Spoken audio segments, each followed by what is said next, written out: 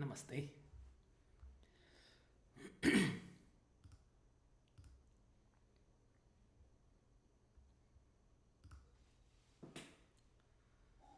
सर्वमंगलमांगल्ये शिवे सर्वार्थसाधिके शरण्ये त्र्यंबके गौरी नारायणि नमोस्तुते. Thank you everyone for joining me. So in the today's discussion we have a very interesting point which is connected to the story of Mahabharata. So very interesting. Hope you will enjoy. And this also gives a very different and deepen your understanding about the females in India and specifically in the time of Mahabharata, as we were discussing yesterday. Okay. So this story, this whole idea of women in Mahabharata, this whole discussion has to start specifically from the early beginning, and this is actually the root of Mahabharata. So what happens is there is a story of Satyawati. So from here, if you start studying Mahabharata, the great Indian epic, this is where the entire story begins. Okay, so this is a lady called Satyawati who was very, very beautiful, and Satyawati was in for a very short period of time. Look at how the story unravels. For a very short period of time, she was in love with a yogi called Parashara. So they were in love, not the one that you see in the picture now. It is just before this whole story unravels. So she was in love with a yogi, Maharshi called Parashara, very prominent yogi. So they both were in love.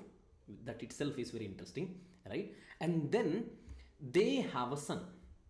So this is a very short time togetherness. So that son is Vyasa, the one who wrote the whole story of Mahabharata. Okay. So after having the son is taken care for some time. Parashara leaves to deepen his spiritual practice. She stays back. That's how their understanding was. And then as the son grows up, having the genes of his father, who was also a great yogi, Vyasa after some time says, I want to leave to the forest. I want to go and deepen my spiritual practice, and he leaves. While leaving, he promises his mother that whenever any sort of a problem happens, he will always be there to help her. So this is one promise. You remember me, I will be there. Okay, this is one promise that he makes as a son, and he leaves. Vyasa. Remember the name, and I will give you the whole picture diagram of the entire story. So now this lady Satyavati is still there. She is also known as Matsya Gandha. People who have been practicing asanas, you know Matsyasana, the fish pose. Matsya Gandha, because she comes from a fisherman family. It says that she was adopted. She was actually an angel who was adopted by a fisherman family. So she used to have that fragrance of fish. Gandha is fragrance. Matsya Gandha having the fish fragrance. But she was very, very beautiful. Now, coming to this picture that we have now. So, after some time, again when she was boating and going for fishing, she was seen by a king called Shantanu. The Shantanu was the king of that particular kingdom, and he was mesmerized by the beauty of Matsya Gandha, that is Satyavati, and he says, I want to marry you. And Satyavati is like, I don't have the judgment. So if you want to marry me, you have to come and talk to my father. And king, look at this. It is not like king decides. King is asking her, and she says, come and talk to my parents. And the king literally comes to the fisherman family and asks if he can marry this beautiful lady. You know what? How even a fisherman looks at it, and initial discussions and saying yes or no and stuff. But finally he comes to a point where the fisherman says, you know what, Shantanu, even though he's a king, he says, you have already a son. I know that you have a male, you have a boy, right? And obviously he will be coming to the throne. So if I give my daughter, what is the use?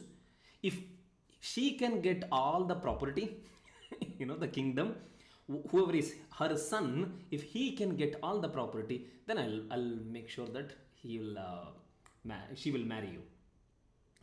He doesn't know, like the king cannot say anything because his son has to sacrifice. So he comes back having this whole dilemma of he's in love, he is in lust, he wants to marry this beautiful lady, but he doesn't know what to do. He cannot talk to the existing son already, but the son gets to know this. This is a very, very significant role in the story of Mahabharata, called Bhishma. Bhishma gets to know this and he says, Dad, it's okay. You marry her. I don't need the property. I will stay here. I will make sure I will never marry. So I will not take the property. He goes to an extent, and this is considered to be the biggest oath. So I will not marry. So first, I will not take the kingdom. Okay, I do not need the throne, and I will not marry, so that I will not have the sons who will claim later, that the kingdom belongs to us. So I will not even marry. So you can go and talk to this beautiful lady. So now the path is clear. Shantanu comes back and trying to marry Satyawati, and now Satyawati is like, my rules and regulations are not yet over, and she says, look at how powerful they were. When she marries, she says, you should not ask my activities. So you should, if I do something and then you are like, why are you doing this? Then that's not okay. You should not ask me whatever the motives behind my activities. Anything that happens, I will leave. So finally Shantanu says yes, and they get married. Now in this whole story, the very important point that you need to see is, this is all happening under the control of a female. She is to be married and she sets the rules, and being a king on the other side has to follow the rules, right? And this actually literally changes the whole story of Mahabharata. Now I'm taking this point because I want to show you two, three very important points. The first one here is, sorry, I was having the picture only. The other very important point is something called concept of Swayamvara. The Swayamvara concept is very interesting. This you will see only in connection to the females. So you will not see this. There is no Swayamvadhu, Swayamvara, Swayamvarati. It is Swayamvaraha, but it is mostly for females. What I mean here is, when there is a princess, generally Swayamvara always happens for a princess. When there is a princess decides to marry somebody, she will set the rules of who can marry. Most of the time it used to be archery and different types of warrior rules, because that's how a king can be selected. And sometimes in some cases there were rules about intelligence also. For example, in the later stage you will see the story of Kalidasa, who was a layman, becomes a wonderful poet later. In his story, the one who becomes his wife, she is actually a princess. She sets the rules of, one who is more intelligent than me, I will marry him. So that's like intelligence challenge. So it was always a princess deciding whom to marry, not that the kings or the prince will decide that I want to marry this girl and I'll marry. So it was never like that. Swayamvara is a concept that was very peculiar only for females, and definitely for a princess. You may not be able to afford to build a Swayamvara. Literally what happens is, all the neighboring and from other kingdoms also are invited, whoever is interested to marry her, and whatever the challenge that she throws, the one who fulfills will get the girl. And sometimes Even somebody is ready to take the challenge. If the girl, the princess, is not interested, then you can't. She just says, I don't want him, except him, others can participate. So that is also possible if only the princess wishes. So this is another very interesting point, how females were looked at, specifically the princes were looked at. Okay, so keeping this in the mind, now we come back to this story where there is some sort of a Swayamvara that happens. Okay, now I want you to look at quickly once this chart and we'll come back. Now this is Parashara and Satyawati. That's where they had the very short term love story, and that's how they got Vyasa. Okay, so the white arrow mark that shows Vyasa between those two. And the same lady, so this is where it is interesting. The same lady, she had once had an affair, so to say in the modern languages. She had an affair and she had one son already, and then she gets into somebody else, another king. The first one was a yogi, the second one is a king. Now having this, now she gets, this king also had the blue color line that shows Bhishma, the king's first son. Okay, now Satyavati and Shantanu, they get there are two sons, Chitrangada and Vichitravirya. In the context only Vichitravirya matters. So you see the yellow explanation. Vichitravirya is the son, this fisherman lady and the king, they got a son called Vichitravirya. Two sons, and this one is relevant for us. Now why I am taking this part now is this Vichitravirya was little sick, and he was unable, he was not very powerful, he was okayish type, but he had to get married. Then what happens is, there was a nearby Swayamvara. Now see why I am coming to Swayamvara. There was a nearby kingdom which had in Kashi, in today's Benares, Varanasi. That's where the Swayamvara was. And Bhishma, instead of making this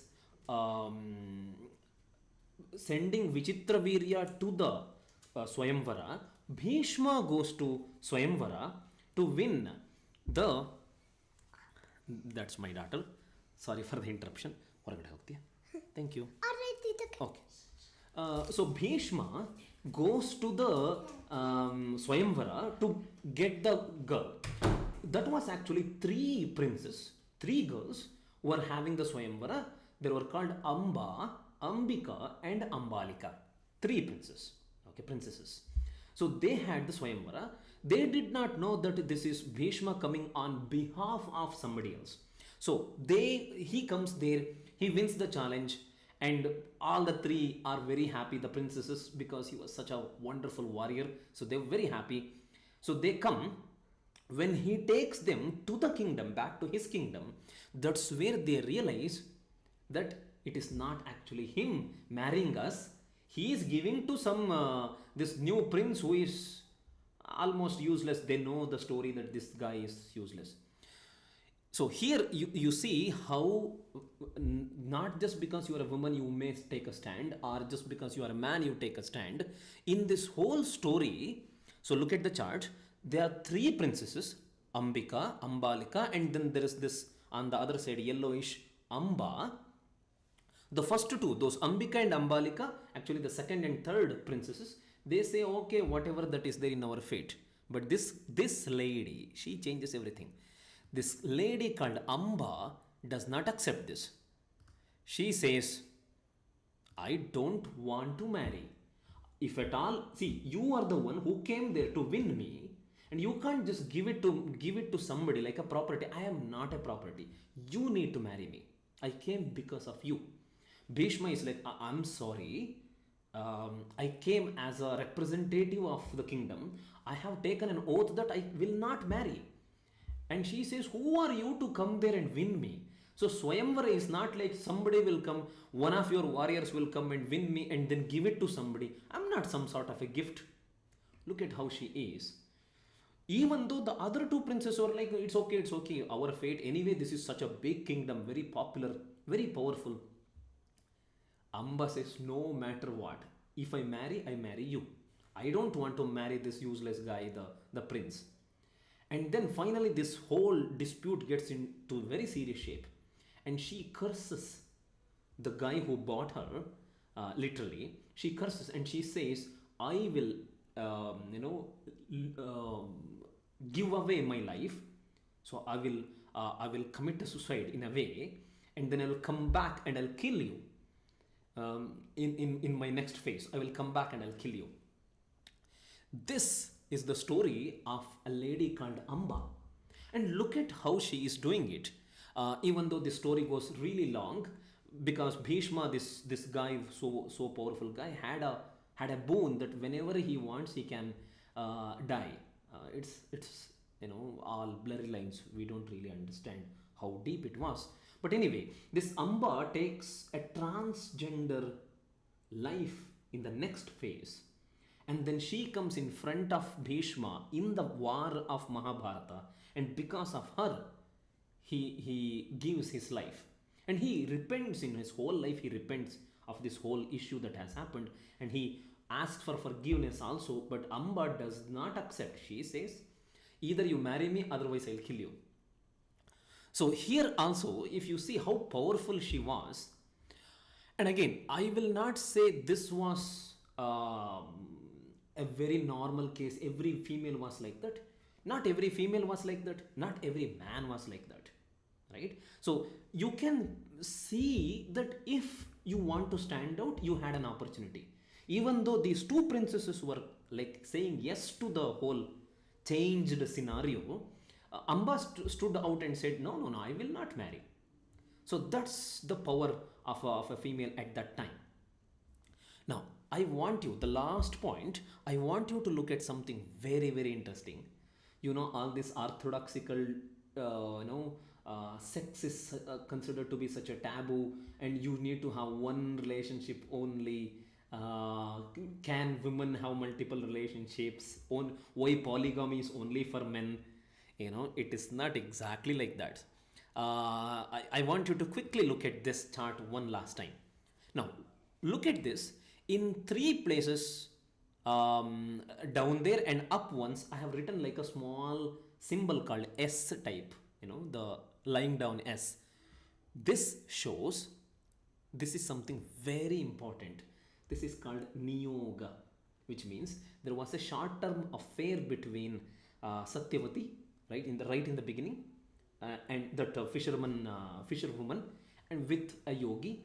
So that was called Neoga, where they will have sex in order to have a right progeny. So that was like a very short-term dealing that they had. Later, you will see this very interestingly.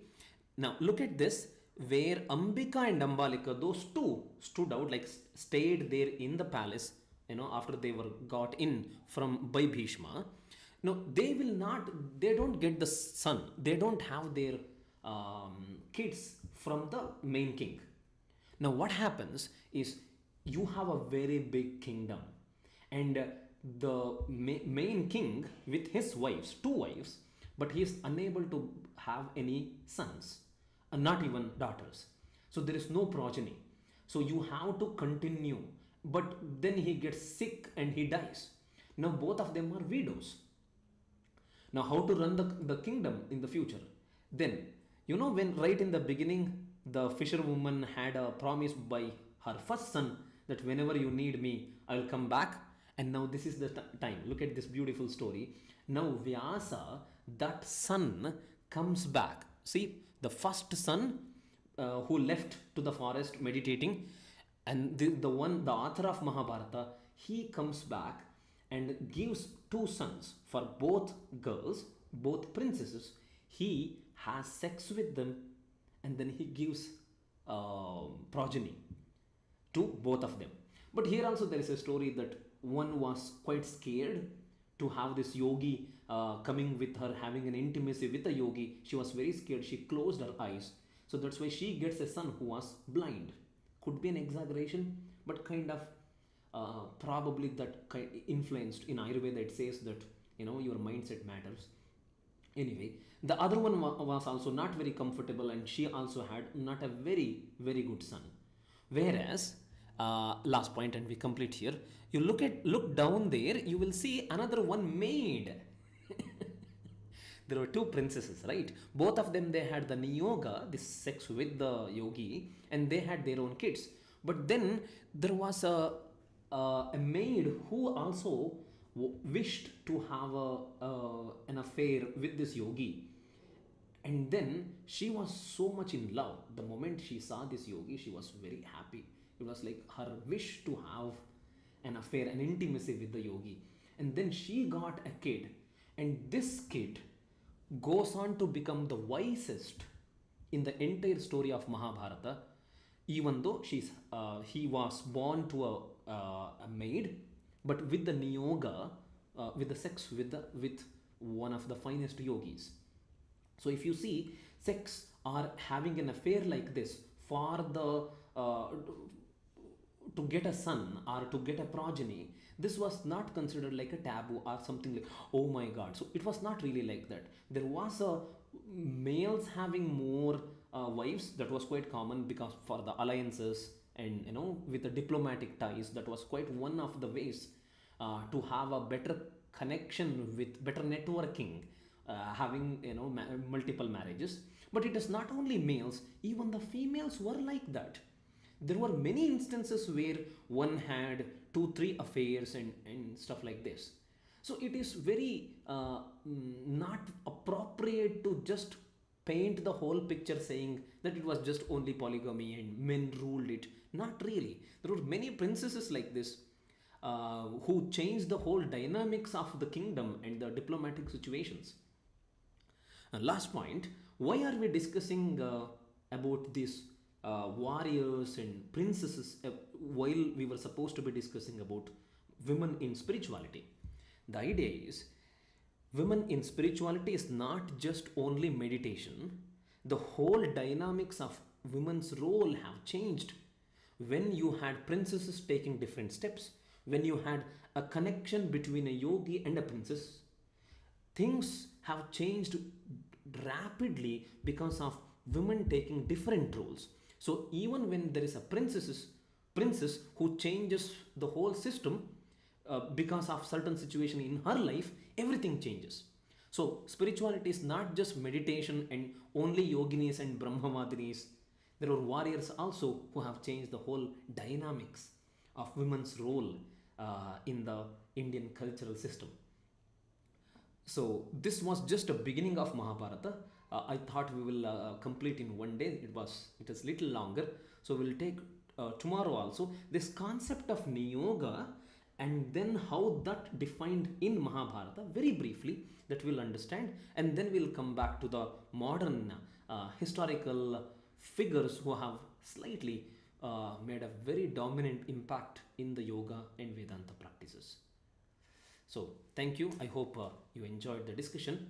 Drop me the comments, questions, so that we can take up in the next class. Thank you so much for those who are continuously commenting and watching this. I'm very happy that it is helpful to some people at least.